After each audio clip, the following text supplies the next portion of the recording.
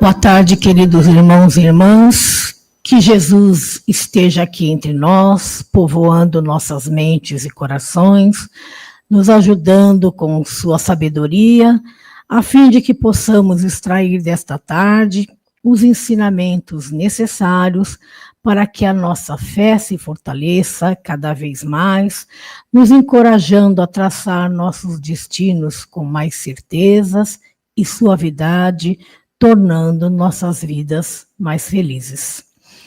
Hoje nós vamos refletir sobre um tema bastante delicado, que é a indissolubilidade do casamento, que se encontra no capítulo 22 do Evangelho segundo o Espiritismo.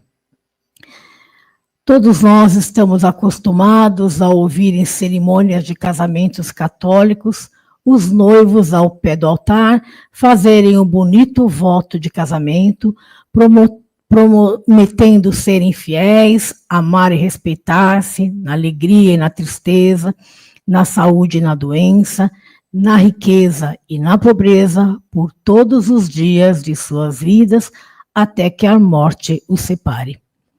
Sendo assim, essa promessa vem atestar as palavras ditas por Jesus: não separeis o que Deus juntou. Mas é preciso, em primeiro lugar, entender o que Jesus disse e compreender o que significa uma união realizada, embasada e alicerçada por Deus, de modo que ela seja indissolúvel. Antes de qualquer conclusão, precisamos refletir sobre o verdadeiro sentido do casamento, que, segundo nos ensina a doutrina espírita, pode ser definido como a união de dois espíritos, objetivando o aperfeiçoamento espiritual de ambos, mesmo que estes estejam em estados evolutivos diversos. O casamento é um progresso na marcha da humanidade pelas conquistas de ordem superior que as possibilita. É uma união de almas que se comprometem a evoluir juntas, superando desafios e aprendendo com as experiências. Nós sabemos que a convivência com outra pessoa nos desafia a desenvolver virtudes como respeito, paciência, tolerância, compreensão e perdão.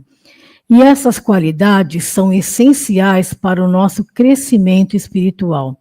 Então, quando estamos casados, temos a chance de aprender a lidar com as diferenças e superar obstáculos juntos.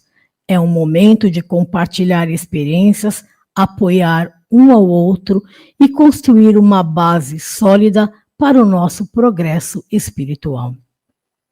No item 5 deste capítulo, na passagem registrada em Mateus, no capítulo 19, versículo 3 a 9, nos é ensinado que nem mesmo Jesus condenou a indissolubilidade absoluta do casamento, dizendo que foi por causa da dureza dos corações humanos que Moisés permitiu que fosse dada a carta de divórcio àquelas pessoas que se consideravam lesadas por causa do adultério.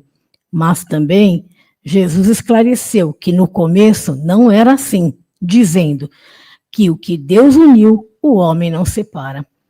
Nesta última afirmação, Jesus não está falando sobre uma união qualquer. Jesus está falando sobre o amor espiritual, sobre o amor real, sobre a união dos seres ligados por afinidade espiritual. Esta, sim, é uma união verdadeira, tão indissolúvel que até mesmo a morte é incapaz de separar. O mundo encontra-se em constante evolução e é necessário que seja assim. É preciso que haja adaptação dos seres às modificações e alterações que nele ocorrem. Mas a única coisa neste mundo que nunca se altera é tudo aquilo que vem de Deus, porque a lei de Deus é inalterável e imutável. Na questão de número 695, Kardec pergunta se a indissolubilidade do casamento pertence à lei de Deus ou se é apenas uma lei humana. E os espíritos responderam: A indissolubilidade do casamento é uma lei humana, muito contrária à lei natural, ou seja, à lei de Deus.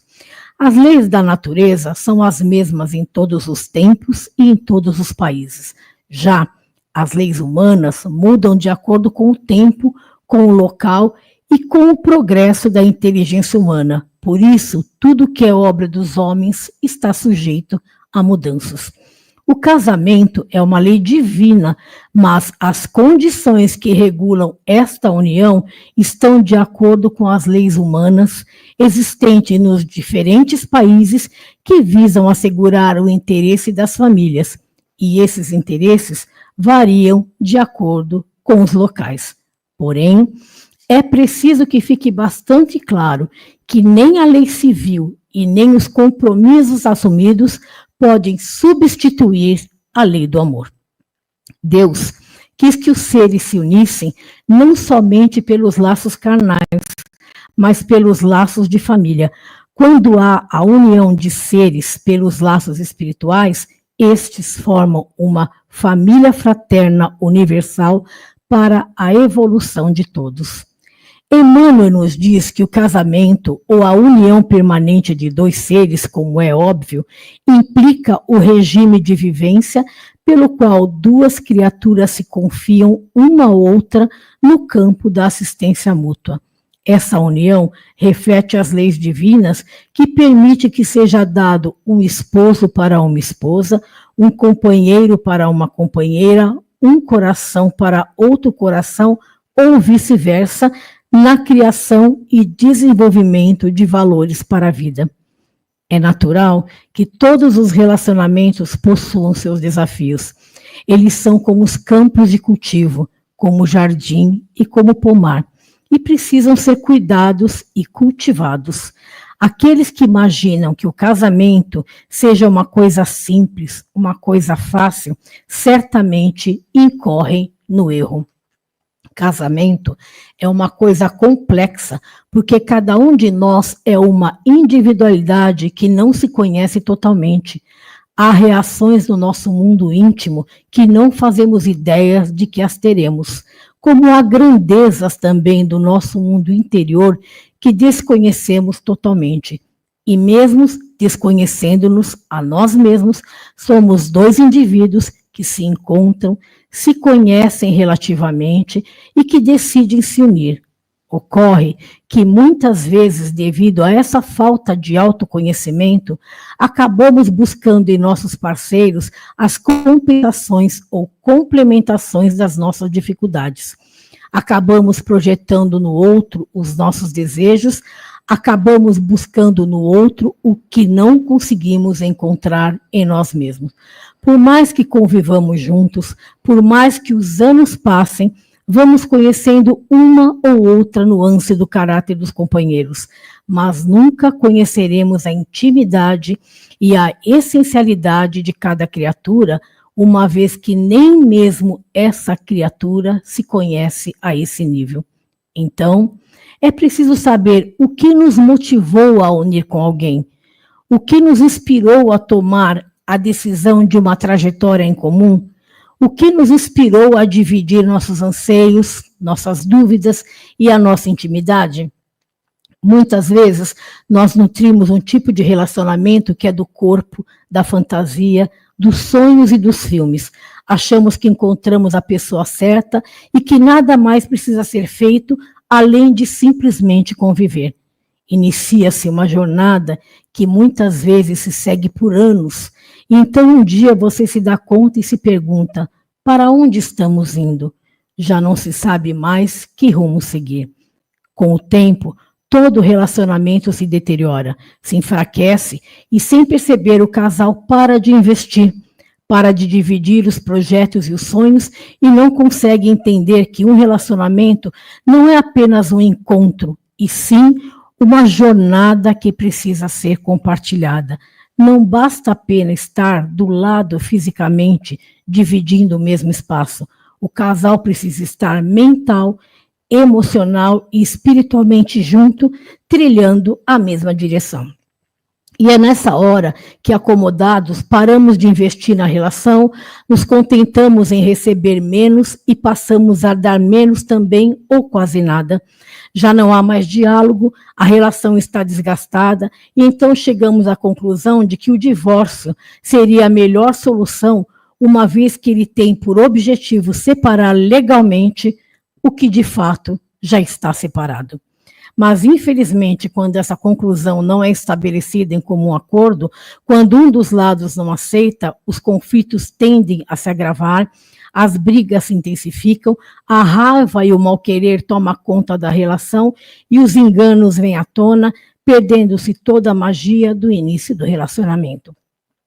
Toda relação onde o amor é secundário está fadada ao fracasso. Raul Seixas compôs uma música chamada Medo da Chuva. Além de ser uma música muito bonita, ela tem um trecho muito forte e eu trouxe aqui para a nossa reflexão. Ele nos diz assim: eu não posso entender tanta gente aceitando a mentira de que os sonhos desfazem aquilo que o padre falou, porque quando eu jurei o meu amor, eu traí a mim mesmo.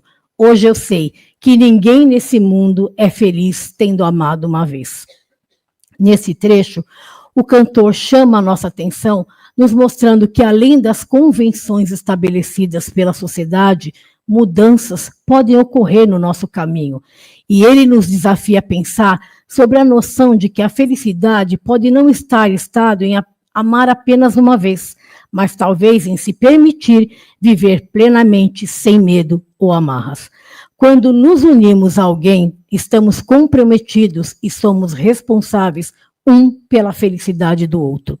E então vem a pergunta: mas como ser fiel e companheiro de alguém que não se ama mais, que não se suporta mais? Impossível isso. Qual o destino desta união sem união? E é por isso que se faz necessário planejar os passos capitais da existência. E o casamento é um deles, que precisa ser planejado com zelo, com carinho, com amor, com cuidado, com calma e paciência, para que não sejamos enganados por nós mesmos. O amor é um termo muito usado para designar vários tipos de relações, desde as mais nobres até a mera cobiça do emocional ao sexual. Desta forma, quando falamos de amor, precisamos saber a que tipo estamos nos referindo e até onde esse sentimento pode nos levar.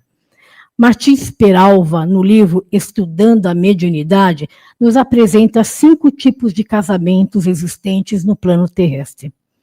O primeiro são os casamentos acidentais. Não são previstos no planejamento reencarnatório.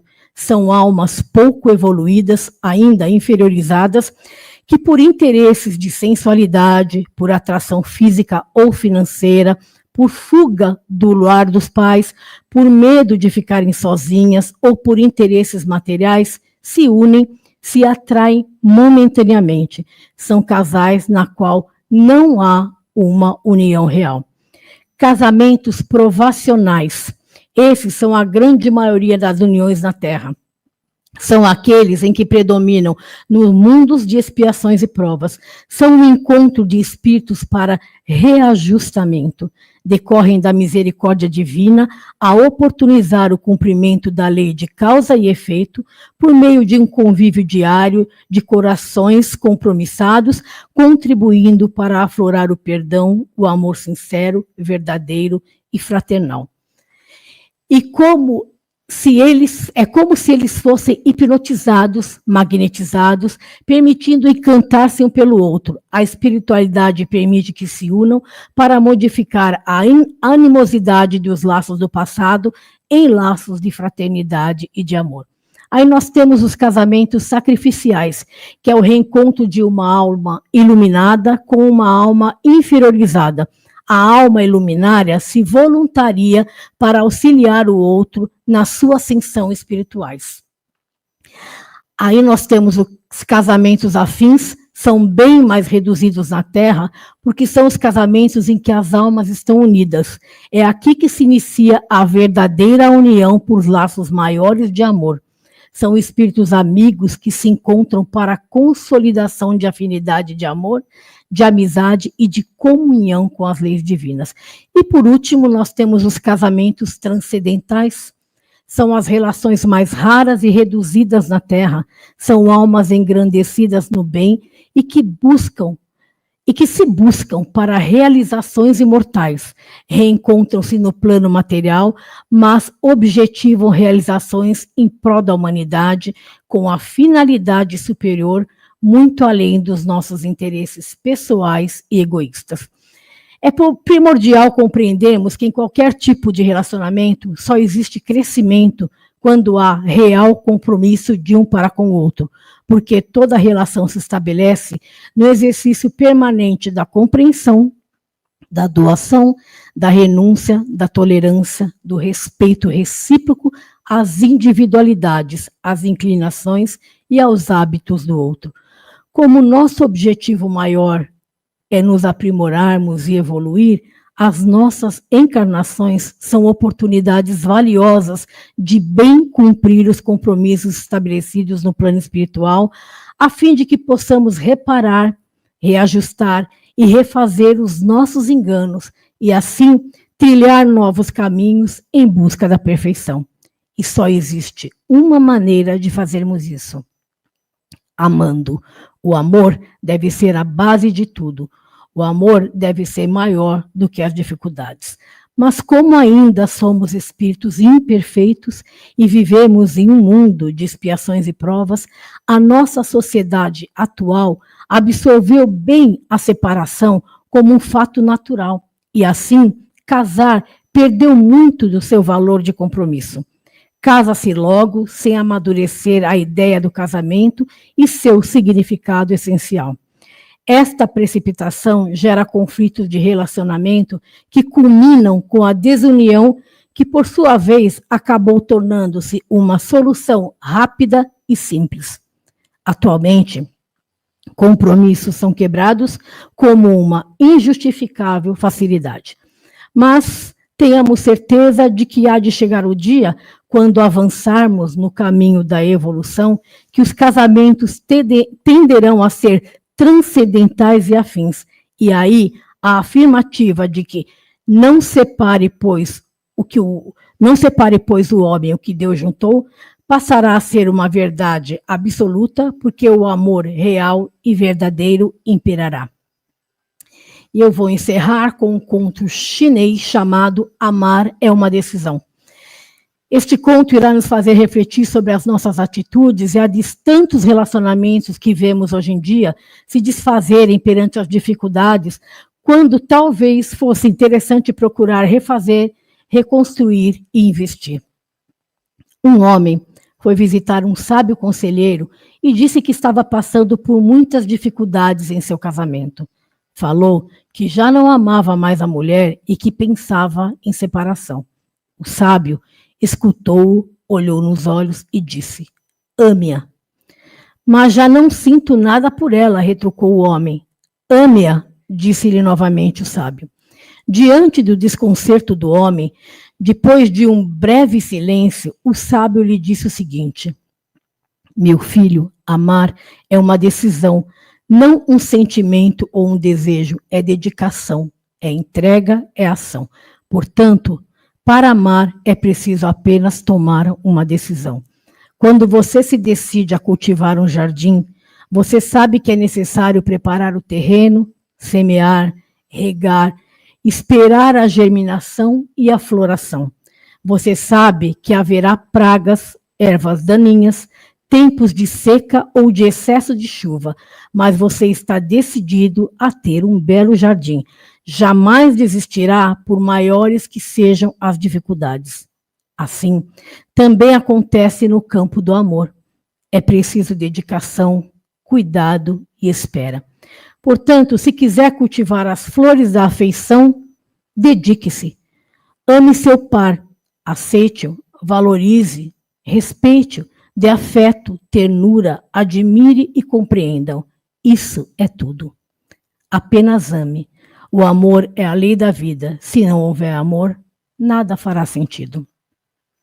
Então, procuremos meditar sobre o que nós temos e o que não temos, sobre quem somos e quem não somos, e também a respeito do que fazemos e do que não fazemos, guardando a convicção de que sem a presença do amor naquilo que temos, que fazemos e que somos, estaremos imensamente pobres, profundamente carentes e desvitalizados. Obrigado pela atenção, uma boa reunião a todos.